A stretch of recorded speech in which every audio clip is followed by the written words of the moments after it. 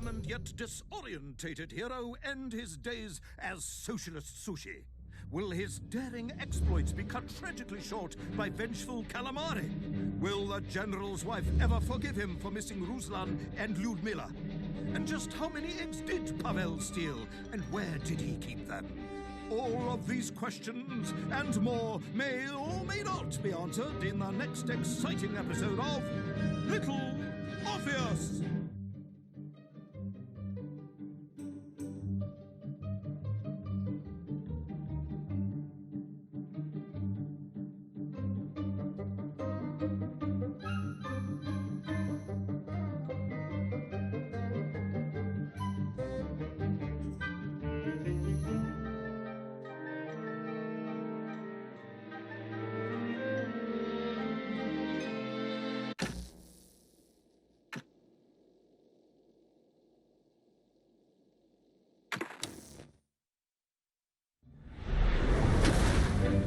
I was alive, General. Somehow, miraculously, I was alive. Some twist of fate, some hand of destiny, but I was alive.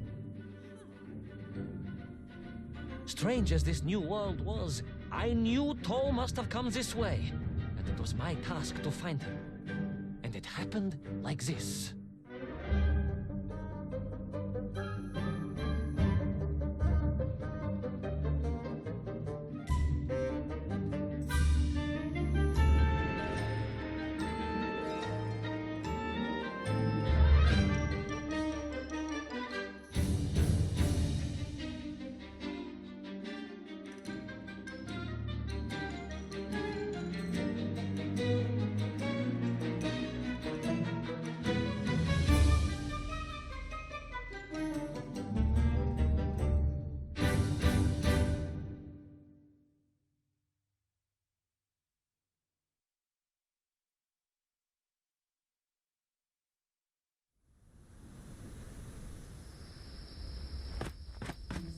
The sun beat down on me relentlessly.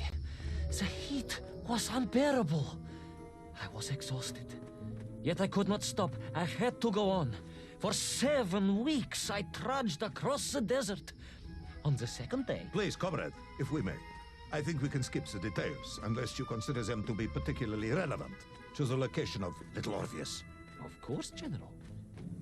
We will simply omit the tale of the singing chasm, the oasis of mirrors, the sightings of Toll's Mienk aloft on their pterodactyls carrying parts of my crashed rocket drill over the horizon to Lemuria. Wait, the what? Singing chasm? Not that, but the rocket drill. Oh yes, General, the rocket drill.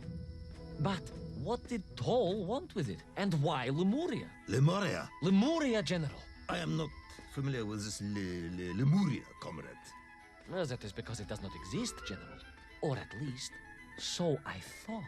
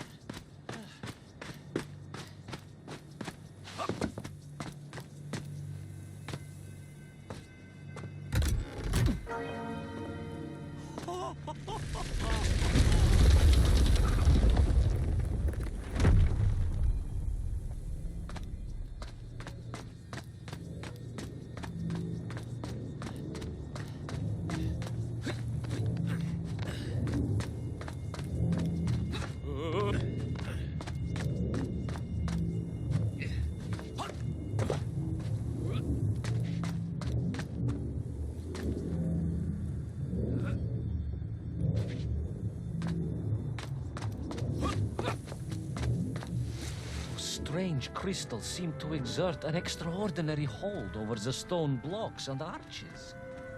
When they hummed, the whole city remade itself. Where they were missing, clearly looted by some villainous thief, the city was fallen to ruin.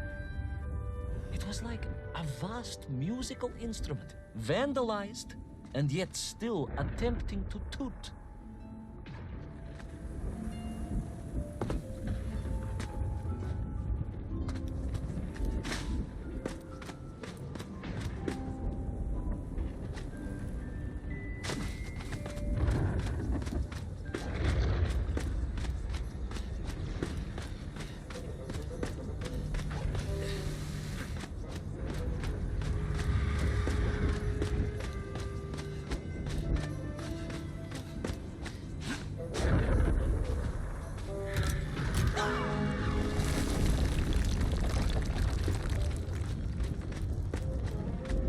How poetic. I'm sure our engineers would be fascinated and baffled in equal measure. If the whole department hadn't been arrested for sedition last week, I would happily convey it to their skeptical ears. Sedition, General? Really? This unfortunate news. How poetic. I'm sure our engineers would be fascinated and baffled in equal measure. If the whole department hadn't been arrested for sedition last week, I would happily convey it to their skeptical ears. How poetic. I'm sure our engineers would be fascinated and baffled in equal measure. If the whole department hadn't been arrested for sedition last week, I would happily convey it to their skeptical ears. Sedition, General? Really? This unfortunate news indeed. I am joking, comrade.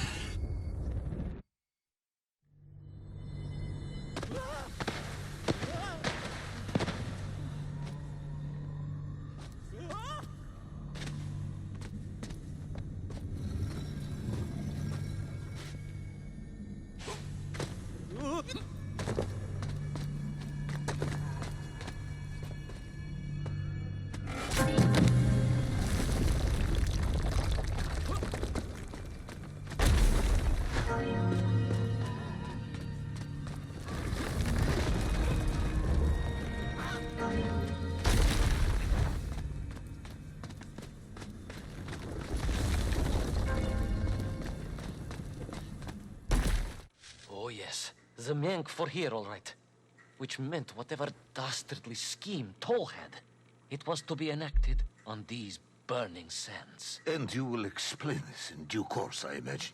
Eminently, General. What you need to know first is this.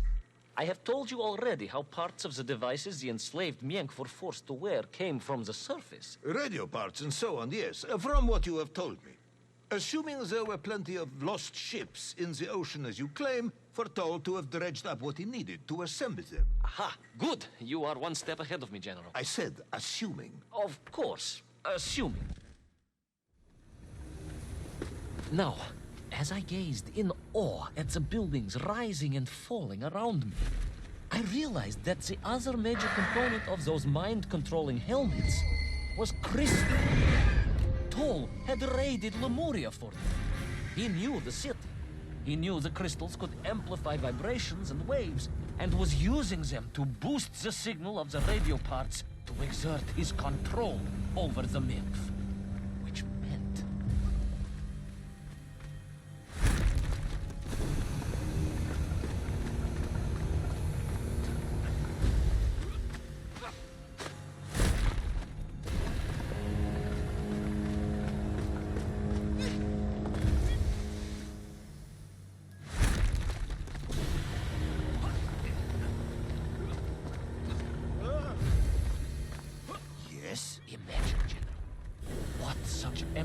civilization could achieve when fused to the finest atomic science our great Soviet civilization has produced. Wait. I do not understand. You said Thor was planning on using the bomb to shatter the Earth's crust to return to the surface. A tragic mistake, General. They had not recognized the extent of his mad ambitions. You mean to imply Thor would have attempted to enslave the Russian people? Pah! The will of the Soviet citizen is mighty and strong. To you, perhaps, as a trained warrior. But consider, perhaps instead, a humble son of a toymaker from Tomsk. Ah, yes. Perhaps we have our share of simpletons, after all.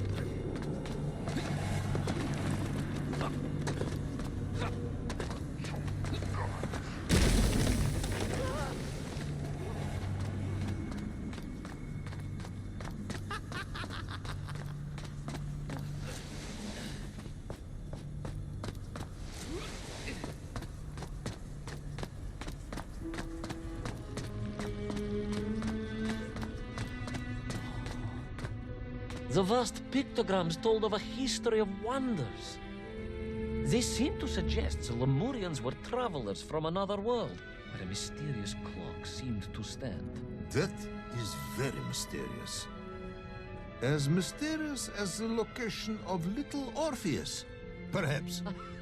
Yes, of course, General. I am just getting to that.